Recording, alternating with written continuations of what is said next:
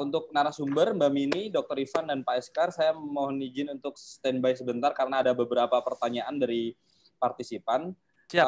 Saya akan bacakan yang pertama itu dari Mas Baginda. Mas Baginda, apakah masih bersama kami? Oke, akan saya langsung bacakan pertanyaan dari Mas Baginda. Saya mau tanya, porsi saya makan banyak, tapi berat badan nggak tambah-tambah. Bagi tips nambah berat badan, Pak. Oke, ini ada saya akan bagi. Yang pertama, untuk nutrisinya akan dijawab oleh Dr. Ivan, dan kemudian yang kedua, Mbak Mini akan menjawab dan menjelaskan mungkin latihan apa saja yang bisa dilakukan atau ada pola yang bisa dilakukan untuk menambah berat badan, atau mungkin menambah repetisinya atau justru malah mengurangi repetisinya. Untuk itu kita jawab dari jawaban kita dengar dari jawaban Dr. Ivan terlebih dahulu. Silakan, Dok, waktu dan tempat. Oke. Tadi dengan Mas siapa tadi? Mas Baginda. Mas Baginda. Mas Bagindanya ini enggak bisa. Mas Bagindanya online, Dok. Bisa di-unmute dulu, Mas Baginda. Bisa enggak interaktif kira-kira? Mas Baginda, apakah bisa interaktif? Nggak apa-apa kalau kameranya nggak on cam. Saya cuma mau nanya aja, jadi sudah makan banyak itu kira-kira tahu nggak ya, maksudnya sadar nggak makanan yang dimakan yang banyak itu apa? Ya, karena balik lagi diet itu ya pemilihan sumber makanannya. Ya, jadi makanya saya pengen nanya dulu sebenarnya arti Mas Baginda itu makan banyak itu apa yang dimakan gitu. Mas Baginda, oke, sudah bersama kita. Ya. Halo Mas Baginda. Ya, bisa di-share nggak Mas makanan apa sih yang sebenarnya Mas Baginda tadi sebut sudah makan banyak itu? Saya rasa sih saya makan sayur udah banyak, dan tadi juga nasi juga lumayan banyak. Ikan juga saya suka gitu, cuman badannya stuck gitu di 6 situ ya. Oh, tujuannya buat naikin berat badan nih kan? Iya. Ya, oke. Jadi saya jawabnya gini, balik lagi ke densitas energi yang tadi saya share ya. Jadi untuk mendapatkan berat badan yang untuk mendapatkan target menaikkan berat badan, jadi itu harus mengkonsumsi makanan yang densitas energinya tinggi ya, yang maksudnya yang dia terkandung kalorinya tinggi ya, tapi bisa diperoleh dalam jumlah yang sedikit ya. Jadi nggak cepat kenyang, tapi kita bisa dapat kalori yang tinggi ya. Jadi sebenarnya sayur, ikan, nasi, dibanyakin nggak apa-apa. Tapi baiknya ditambahkan minyaknya ya. Misalnya, Masnya konsumsi minyak zaitun misalnya, atau minyak virgin coconut oil (VCO) ya. Itu dia bisa meningkatkan kalorinya tinggi itu ya. Jadi kalori yang masuk bisa tinggi, tapi Masnya nggak cepat kenyang ya. Jadi banyakin di fatnya justru kalau mau naikin berat badan ya. Tapi fatnya dipilih yang baik ya, jangan fat yang ada lemak yang trans, ada lemak jenuh, itu lebih baik jangan, karena itu nanti efeknya kesehatan jelek ya. Kemudian cari yang bahannya liquid atau cairan ya, misalnya minuman-minuman yang mengandung krim ya, minuman-minuman yang mengandung susu ya. Itu karena teorinya gini, semakin cair itu sumber makanannya, semakin cepat dia kosong lambungnya. Jadi nanti Masnya bisa ngerasa lapar lagi, bisa makan lagi gitu ya. Jadi tipsnya gitu, banyakin sumber lemaknya ya, terutama yang dari minyak-minyakan ya, atau biji-bijian juga bisa. Kemudian yaitu banyakin makanan tambahannya dari yang cair ya, seperti susu yang tinggi lemak, yang kemudian atau minuman-minuman lain yang mengandung banyak krim atau creamer. Untuk frekuensi makan, Masnya biasa berapa sekali? Paling banyak berapa kali? 3 kali. 3 kali. Nah, kan mungkin karena terhalang jadwal atau aktivitas ya 3 kalinya. Atau karena kenyang aja? Atau karena nggak pengen makan aja? Sebenarnya sih kalau aktivitas nggak ganggu makan sih. Nggak ganggu makan ya? Oh, iya. balik lagi ya gimana cara kita mendapatkan sumber makanan yang pengosongan waktu pengosongan di lambungnya lebih cepat ya. Jadi dia lebih cepat turun ya. Ketika dia lebih cepat turun nanti kita akan merasa cepat lapar lagi ya. Sebenarnya sumber makanannya sama tuh, yang cepat turun sama yang densitas energi tinggi sama ya. Dia ke yang kiri tadi yang fat dan biji-bijian ya, lemak dan biji-bijian. Itu sih tipsnya kalau untuk nutrisi. Oke, Bang. Makasih. Ya. Terima kasih Dr. Ivan atas jawabannya. Semoga Ya. Mas Baginda bisa menangkap apa yang sudah dijelaskan oleh Dr. Ivan. Sekarang kita pindah ke Mbak Mini. Gimana Mbak Mini? Mungkin ada porsi latihan yang berbeda yang harus diterapkan apabila kita ingin menambah berat badan, ataukah repetisinya ditambah atau malah justru dikurangi? Waktu dan tempat kami persilakan Mbak Mini. Sorry, tadi apa pertanyaannya? Sorry. Oke, porsi saya sudah makan banyak, tapi berat badan nggak nambah-nambah.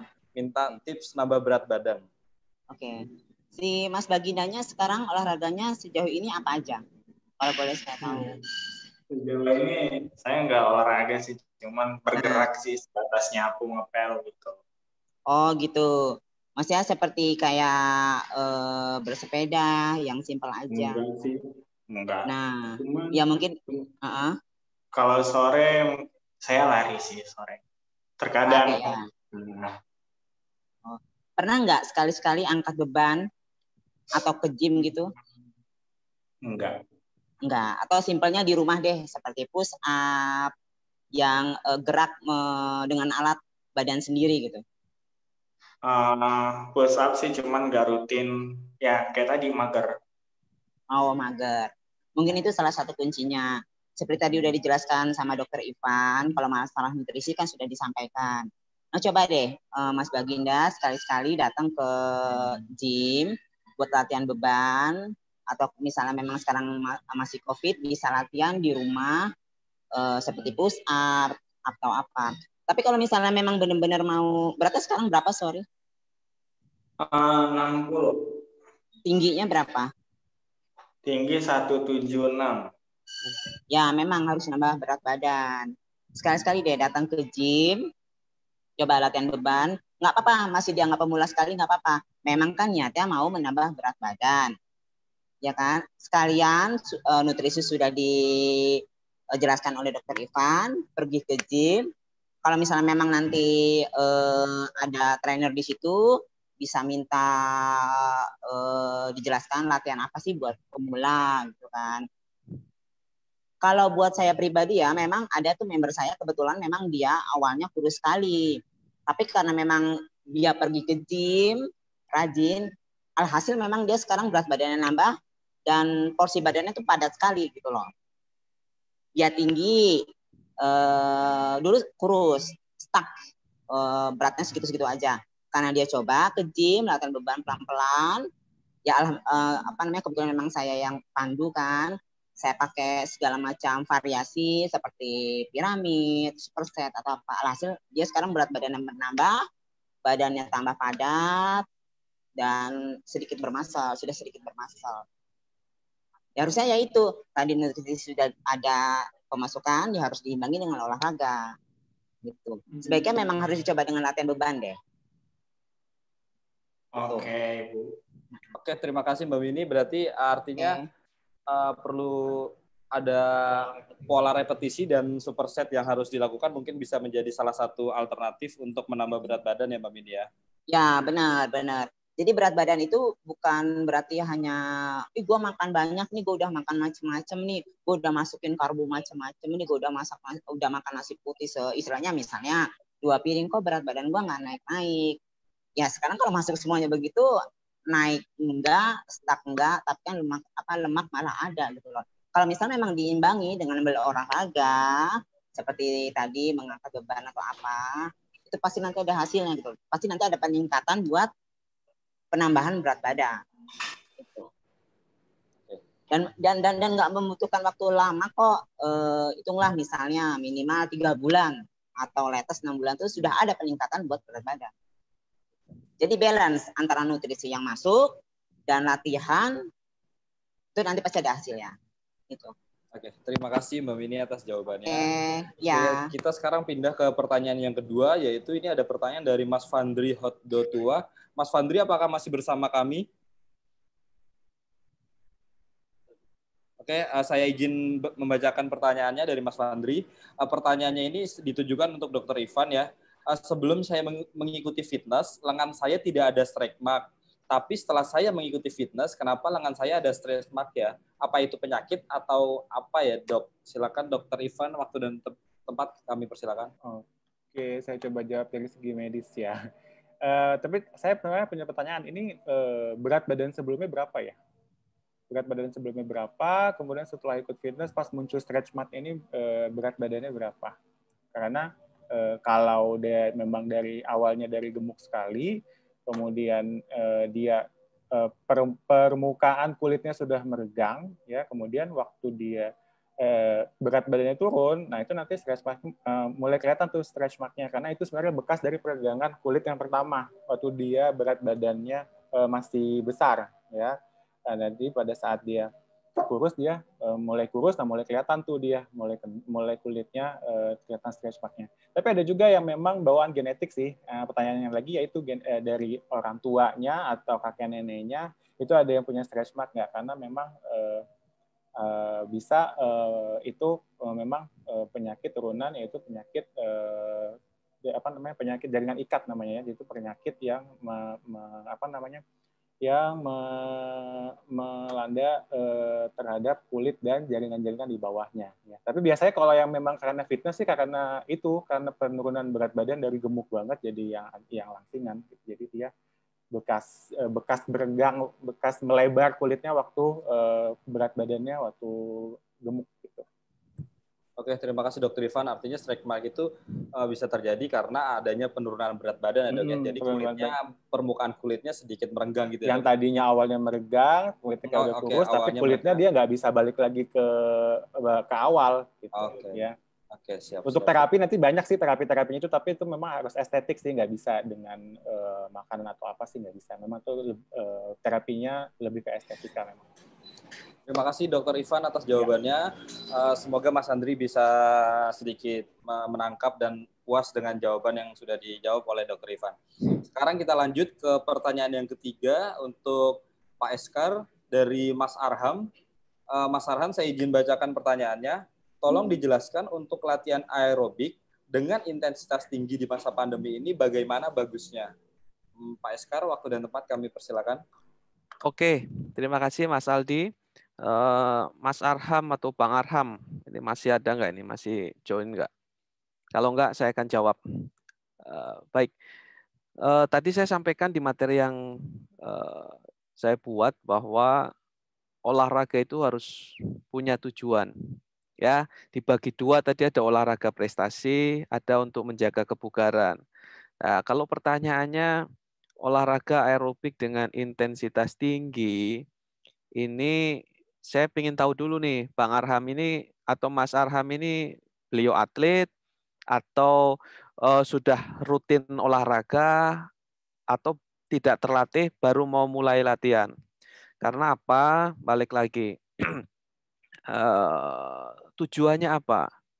Ya olahraga itu kan tadi ada aerobik, anaerobik, ada high intensity interval training ya atau weight training.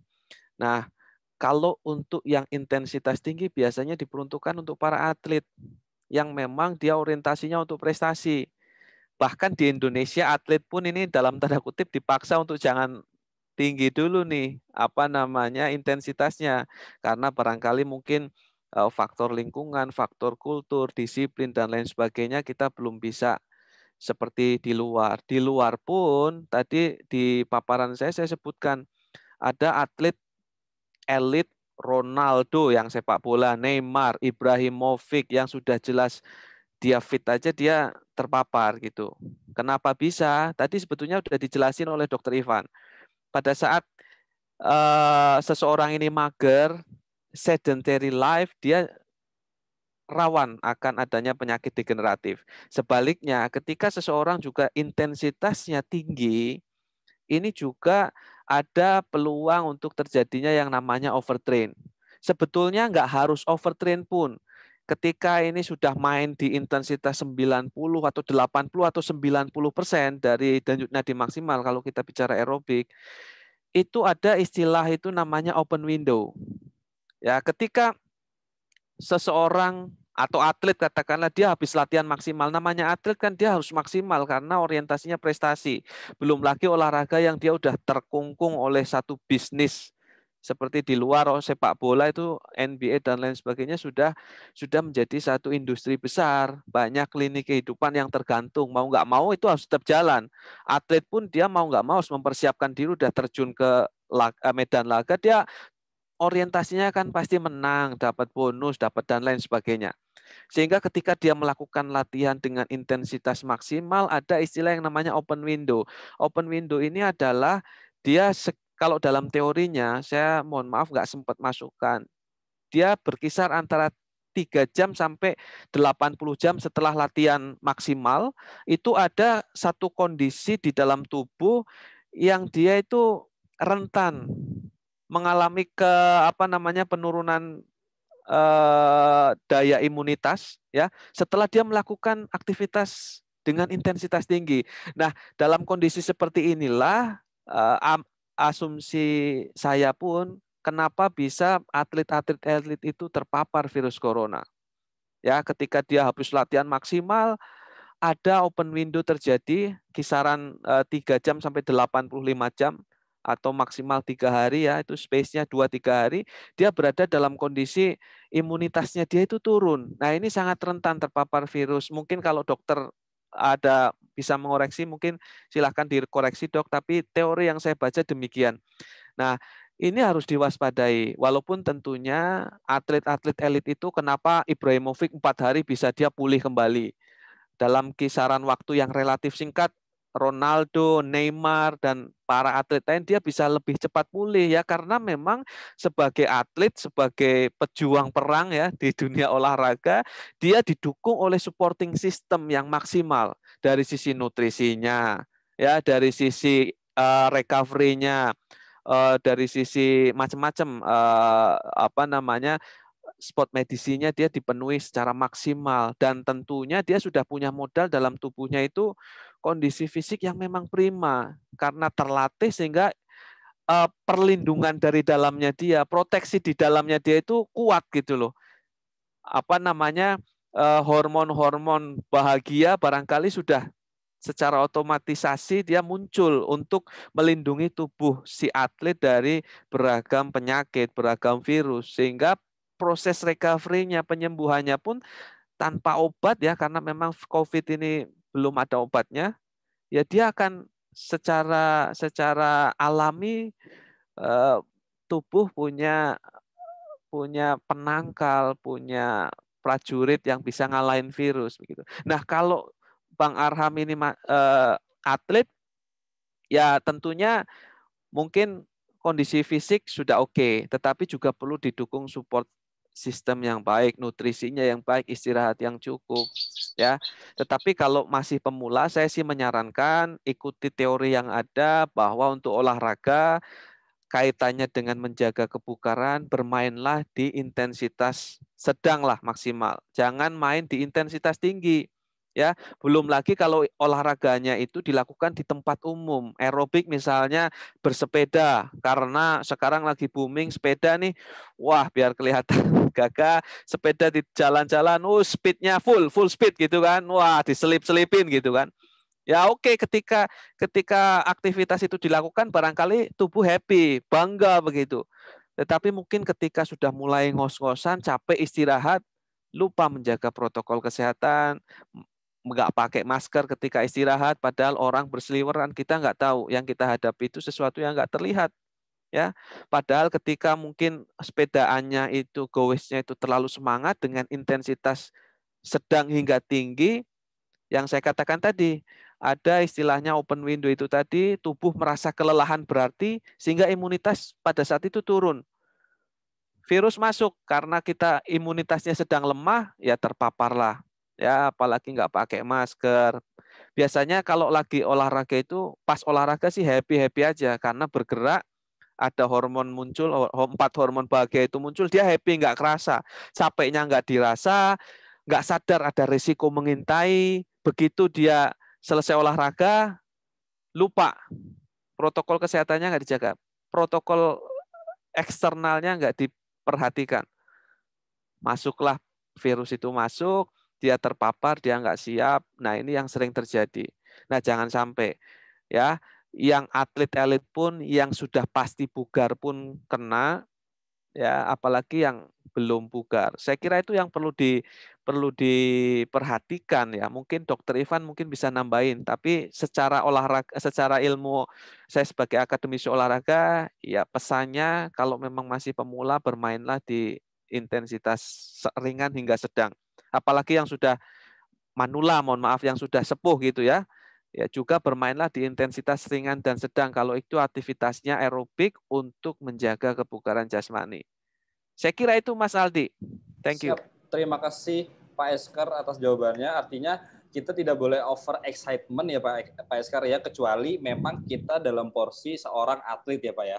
Ya, atlet pun ya tetap harus perhatikan protokol saya kira, dan sudah dipastikan bahwa supporting sistemnya itu memenuhi nutrisinya ya. Tadi Dokter Ivan sudah menjelaskan banyak hal terkait dengan nutrisi ya, harus dijaga betul. Bukan hanya sekedar memenuhi kalori, tetapi makanan yang seperti apa, ada apa di situ, bagaimana tingkat proteinnya gitu kan. Ya, saya kira itu. Siap. Terima kasih Pak Eskar atas jawabannya. Kita lanjut lagi ke pertanyaan yang keempat, yaitu ini ada pertanyaan dari Mbak Francisca. Mbak Francisca, saya izin bacakan pertanyaannya. Pertanyaannya untuk Mbak Mini. Mbak Mini, apakah tepat bagi pemula gym untuk melakukan pola latihan upper lower atau pola latihan melatih seluruh bagian otot 2 kali dalam seminggu? Atau justru malah ada pola lain, Mbak, yang bisa diterapkan untuk pemula gym? Oh, oke. Siang Mbak Francisca, apa kabar? Masih live ya Mbak Francisca-nya, masih stay tune. Mbak Halo. Francisca, apakah masih bersama kami, Mbak Francisca?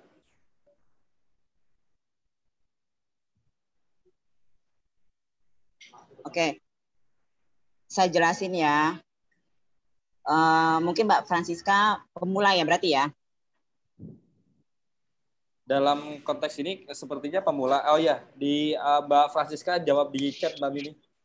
Oh oke, pemula. Ya. Mungkin Mbak Francisca mau mencoba pergi ke gym dan ingin mengetahui apakah gerakan upper body seperti apa, gerakan buat lower body seperti apa. Memang orang kan menginginkan tubuh yang proporsional, simetris, indah, apalagi perempuan ya, dia pengen punya tubuh lebih seksi. Sebetulnya simpel aja kalau misalnya buat pemula bisa melakukan gerakan seperti saya bilang tadi, karena masih masa pandemi kita bisa melakukan gerakan di rumah, treatment. Tapi kalau memang mencoba untuk pergi ke gym dengan mematuhi semua protokol yang ada diterapkan di gym, oke. Untuk gerakan yang buat upper body sepertinya seperti gerakan shoulder ya, misalnya shoulder nih. Kita menginginkan perempuan ya, cewek atau cowok sama aja. Kita menginginkan buat uppernya itu, buat shouldernya itu kita tegap. Nggak mau kita jalan bungkuk, ya kan? Kita tegap. Kita bisa melakukan seperti gerakan shoulder, seperti ini ya. Nah, ini dumbbell press. Kita bisa memakai kalau bisa punya beban di rumah, kita bisa pakai beban di rumah seperti seringan ya, karena pemula kita pakai yang ringan dulu sampai kita tahu untuk kekuatan diri kita sendiri seperti apa. Itu yang buat lower ya. Saya peragakan ya. Nah, ini saya pakai dumbbell yang plastik. Ini bebannya setengah kilo, anggaplah ini.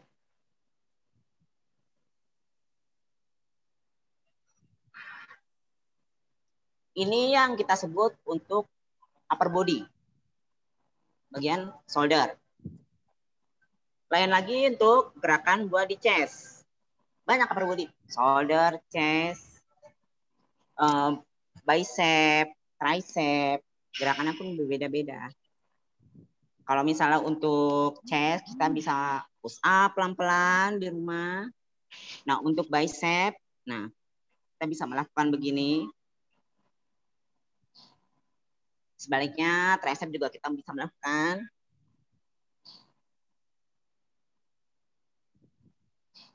Itu buat upper. Nah, buat untuk perut, kita bisa melakukan sit up di rumah. Seperti yang sudah saya peragakan tadi. Nggak munafik dong, cewek itu pengen punya perut rata, perut indah, perut seksi. Cobalah pelan-pelan untuk sit up di rumah. Atau yang lebih simpel lagi, kalau sit up itu merasa perutnya sedikit kram, bisa melakukan plank. Mungkin kan plank itu gerakan yang familiar lah, semuanya bisa.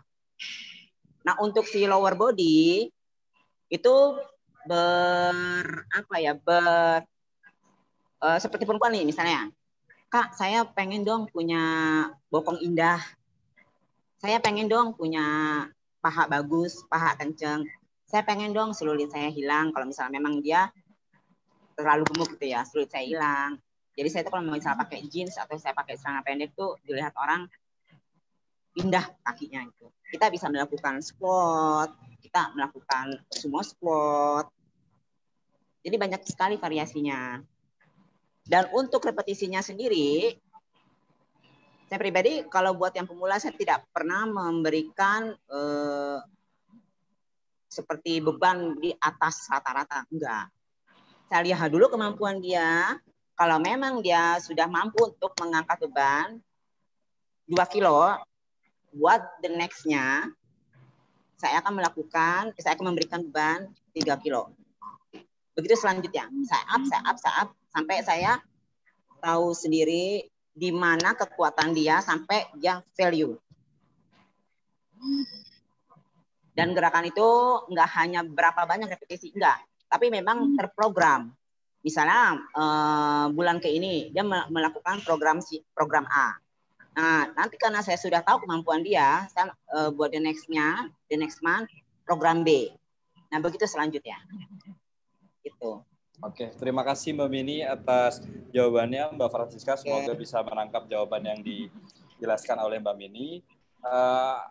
Oke, karena pertanyaan sudah terjawab semua, akhirnya kita tiba di penghujung acara diskusi sehat pada hari ini.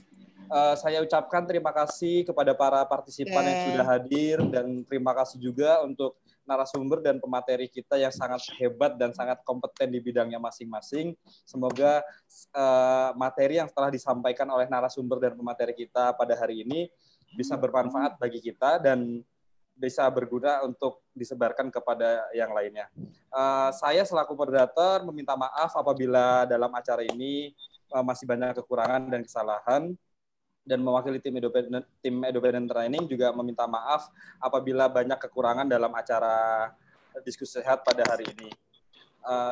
Akhir kata, saya ucapkan terima kasih. Assalamualaikum warahmatullahi wabarakatuh. Selamat siang dan salam olahraga. Jaya. Jaya.